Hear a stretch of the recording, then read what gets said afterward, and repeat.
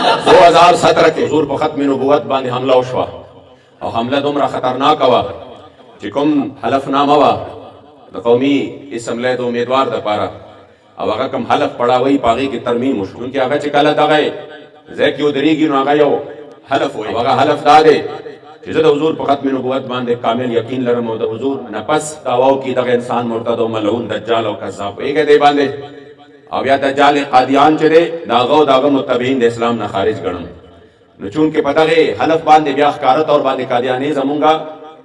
د قومي اسمبلی ممبر یا د صوبایي نشي جوړېدی نه سینیټر جوړېدی شي نه وزیر جوړېدی داسې چلو که اوس خو کوي نو پټ پټي نه دوی داسې چلو که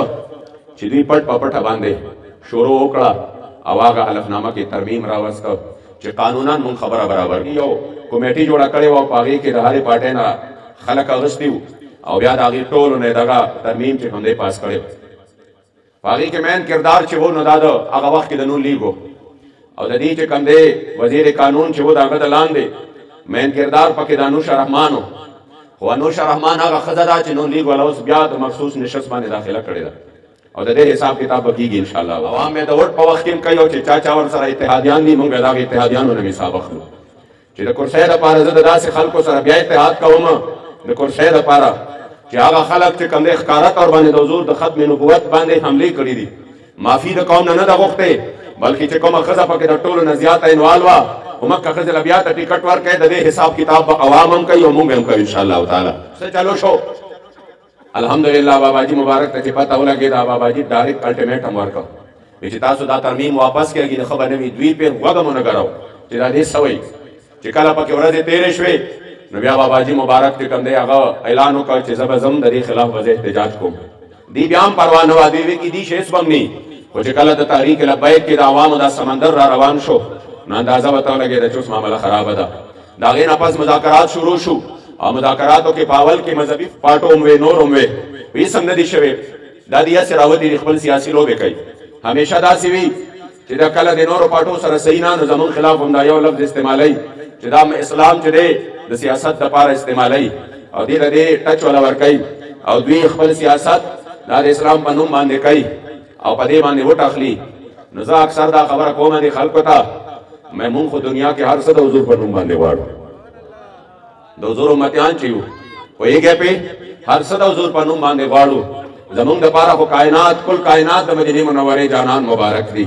زمون خپل اوقات نشتا اپنی اوقات صرف اتنی ہے کل بھی ٹکڑوں پہ ان کے پلتے تھے آج بھی ٹکڑوں پہ ان کے پلتے ہیں نور زمون لاس کی دیسو عزت مند و تحریک رہو ہے تو میدان تشو دغا رنگ یخنی لگا سنگ چوستا پدی یخنے کے فیض آباد پزمہ کمان دے دی خلاف احتجاج ریکارڈ کو او الحمدللہ اللہ پاک کامیابی ورکڑا حکومت وقت پہ بلا تشدد کو اتک کسانے والا شہیدان کرو او زمونږ دغه ښکلي تنکي ځوانان کارکنان شهیدان شو په سوونو باندې زخمیان شو مګر الحمدلله ټول عالم کفر ته دا خبره ثابته کړه چې اگر چې پارلماني قوت نو اگر چې د دنیا مال او متاع نو مګر د باباجي جانثارانو صرف په خپل ایماني طاقت باندې د حضور علیه السلام د ختم نبوت حفاظت وکړو ترمیم مو پې واپس کو وزیر مو پې نه لرې کو او ټول دنیا له مو دا پیغام ورکو اگر چې تاسو د یو نیمو سلو کالو نه قادیانیت انویسټمنټ کړی دی پاکستان په هر ځای کې خپل پیسې جاری کړي دي مګر د هغې باوجود د حضور غلامانو په میدان د فیض آباد باندې دا ثابته کړه چې تاسو د یو نیمو سلو کالو انویسټمنټ هغه مرد کلندر په یویشتو ورځو کې درې ولي کو ختم یې کړه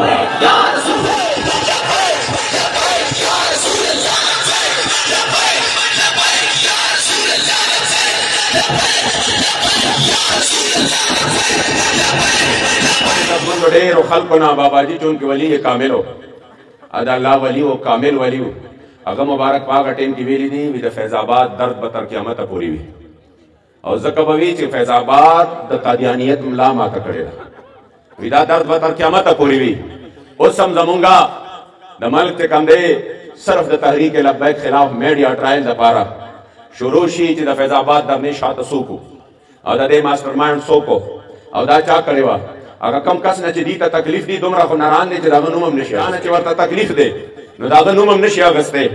نو سره میانځ کې پکې مونږ راکاږي دې وجې نه چې د دې میډیا ټرایل وکړو او خلکو ته ووایو چې نه نه د دې شاته خو فلاني و هغې راښکلي ما ویم والله ما ته اوس هم داسې یاد شي لکه دا وخت کې مذاکرات ما کول چې کله زمونږ اته کسان شهیدان شو او د هغې نه پس دا ملک ټول جام شو او خلک بالکل هغه وړو وړو لارو کوڅو ته هم راووتل نو مونږ ته د یو ځای نه د بل ځای نه دا خبرونه راورسېدل چې بس اوس خو ستاسو لاس کې دي دا هر څه اوس خو تاسو دا ټول حکومت ختمولی شئ نو د نون لیگ حکومت په هغه ټیم کې چې و ځینو خلکو دا غوښتل شاته چې بس دې مونږ لرې کړو چونکې د دې طریقې دا دي چې نوې نوې تجربې دي یو راولي نو د هغه دپاره 2.5 کاله کې خپل لینو چلوي د راتلو دپاره او بیا یو کال دوه هغه وچلیږي نو هغه بیا دې ته الټه شي نو بیا د هغه باندې د خپله کرسۍ الټه کولو دپاره بیا دویم ګیم وچلوي نو داسې د دې ټولو جماعتونو سره کېږي یو جماعت 2018 کې اسم نو هغې راباندې مسلط کړ پوهېږې دې باندې چې بیا هغه ورته لږ وخت پس چې کم دی نااهله و ملک چلېدی نه شو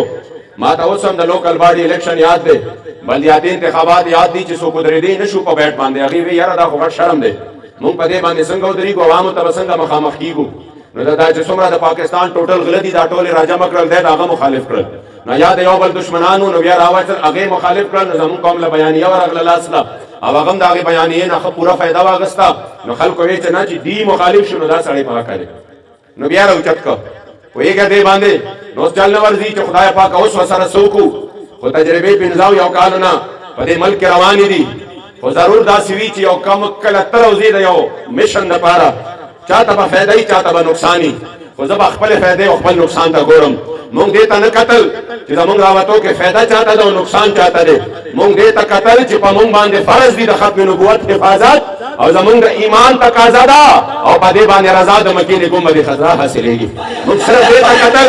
چې دا د جانان مبارک د ختم نبوت حفاظت دی مونږ دې ته نه دي کتلی او که چاته فایده و که چاته نقصان و خو قدردانو چې کله مونږه ته دا خبر راورسېده ما ته اوس هم یاد دي دا دې دپاره کومه چې تاسو به د دې خبرې جواب کولی شئ نو چې کله مې مونږ رالم نو زه باباجي مبارک په خپله خیمه کې ناست وم ما ورته وی بابا جان اوس خو به زمونږ مطالبه ډېره زیاته مخکې ځي وایي څنګه ما وی مخکې زمونږ یو مطالبه وه چې وزیر قانون هغه به مستعفي کېږي نو اوس خو چونکې زمونږ هلکان شهیدان شو ملک بند دی او ټول ملک زمونږ په لاس کې دی که مونږ وغواړو حکومت هم ګرځولی شو نو اوس خو به فلانې وزیر او فلانې وزیر او فلانې وزیر او فلانې وزیر دا ټول به لرې کېږي دوی به م استعفا ورکوي دا زمونږ د شهداو بدل اخلو باباجي مبارک ما ته غصه شو او ما ته وی عجیبه خبره ده ما سره هم دومره عمر تېر کړ ته اوس هم دې باندې پوه نه شوې ما وی قربان ولې مونږ خو چونکې جذباتو کې ما ته وی خبردار دا د ختم نبوت در نه ده د ختم حکومت در نه ده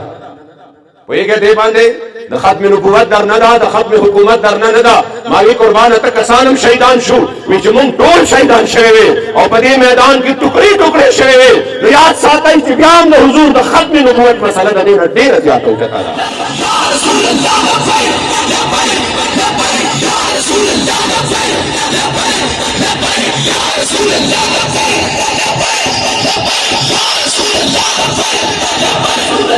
نو چې نورې سم په لاس نه ورځي نو د دې د پاکستان عدلیه کې هم داسې وي چې یو جج د دې وي او بل جج د دې وي بل چې کوم دی د عوامو دپاره یو هم نه نو دې خپل یو شی راوسته نو هغه لګیا دی چې په درنه کې پیسې تقسیم شوي دي او بیا د هغې ویډیو وایرل شوې ده نو ستاسو ذهن ته راولم چې کله زموږ مذاکرات وشو خبره ختمه شوه نو حکومت داسې کار کوي دا پولیس والا زموږ وروڼه الله دې ښه ساتي دوی داسې کوي که نه چې دوی بیا خانهپوري کوي خان زمان نوم باندې که ته او که کارکون دی او که بل دی خو دې بیا خان زمان نوم خامخا بوځي چې خانهپوري وشي پوهېږې دې باندې نو داسې چلې کړی و چې د جوړو شهرونو نه د پنډۍ او د اسلام آباد نه د ګاډو والا همدارنګې مختلفو کارونو والا بس په نوم یې سړی ګیر کړی او د هغه نه جیل ډک کړی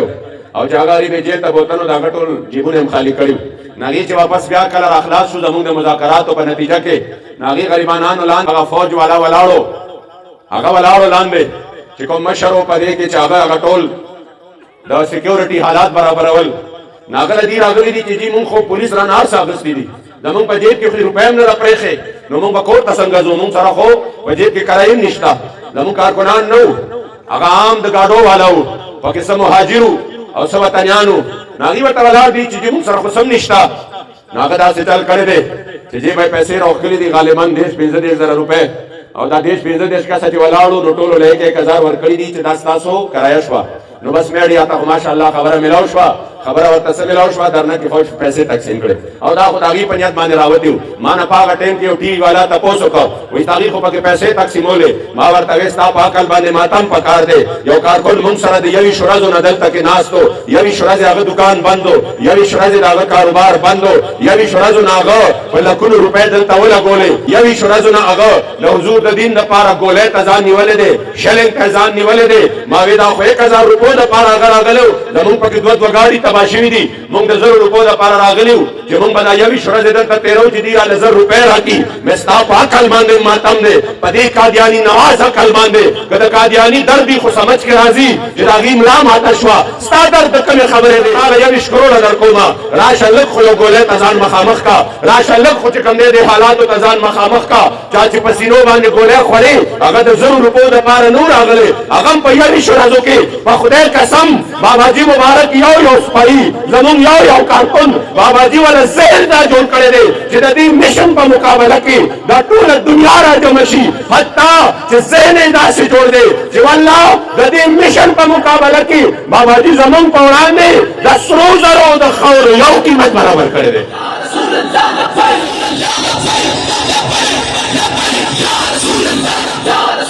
ځکه قدردانو یوه خبره ځان سره یاده وساتئ